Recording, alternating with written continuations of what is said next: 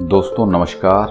आपका हमारे YouTube channel baby India पर एक बार फिर से बहुत बहुत स्वागत है। दोस्तों आज मैं उन पुरुषों के लिए एक ऐसी जानकारी लेकर आया हूं जो अपने महिला पार्टनर से हद से ज़्यादा प्यार करते हैं और उनकी खुशियों का सारा ध्यान रखते हैं, उनकी कामइच्छाओं को पूरा करते हैं।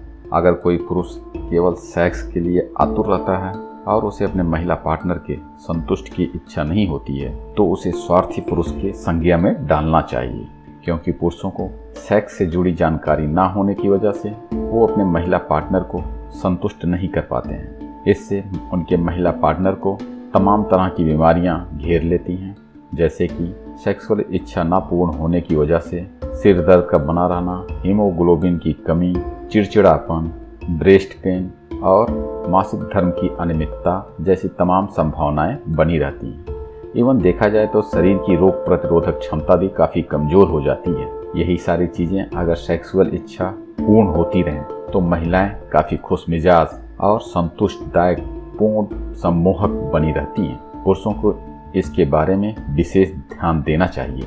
प्राकृतिक नेचर के हिसाब से जिसमें कोई बदलाव नहीं लाया जा सकता है, पुरुष ज़्यादा से ज़्यादा 5 मिनट में कामोत्तेजक हो जाता है, जबकि महिलाएं कामोत्तेजक होने में आधा घंटा 45 मिनट तक उनको टाइम लगता है। पुरुष ज़्यादातर टाइम हरदम सेक्सुअल मोड में बना रहता है, उसको सेक्स के लिए राजी होने में 1 से 2 मिनट लगता है। वहीं महिलाओं को आधा से 1 घंटे टाइम लग जाता है। 90% पुरुष शीघ्र पतन के शिकार रहते हैं। जल्दी डिस्चार्ज हो जाने की वजह से 95% महिलाओं को ये पता ही नहीं लगता कि ऑर्गेज्म सेक्सुअल संतुष्टि क्या होती है। तो दोस्तों महिलाओं को सेक्स से ज़्यादा को प्यार की ज़रूरत होती है।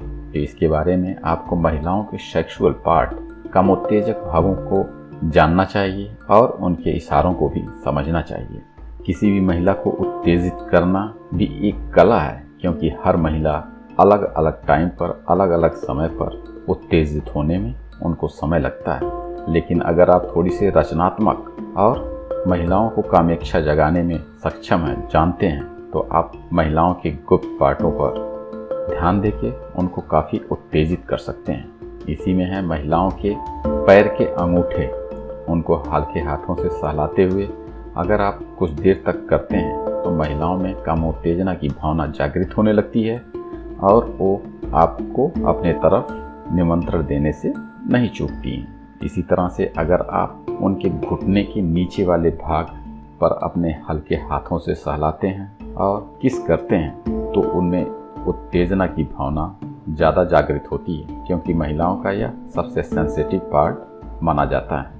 महिलाओं के गर्दन के पीछे का भाग अत्यधिक संवेदनशील होने के कारण से शरीर के हिस्से पर हल्की सांस छोड़ने से महिलाओं के पूरे शरीर में उत्तेजना का संचार होता है।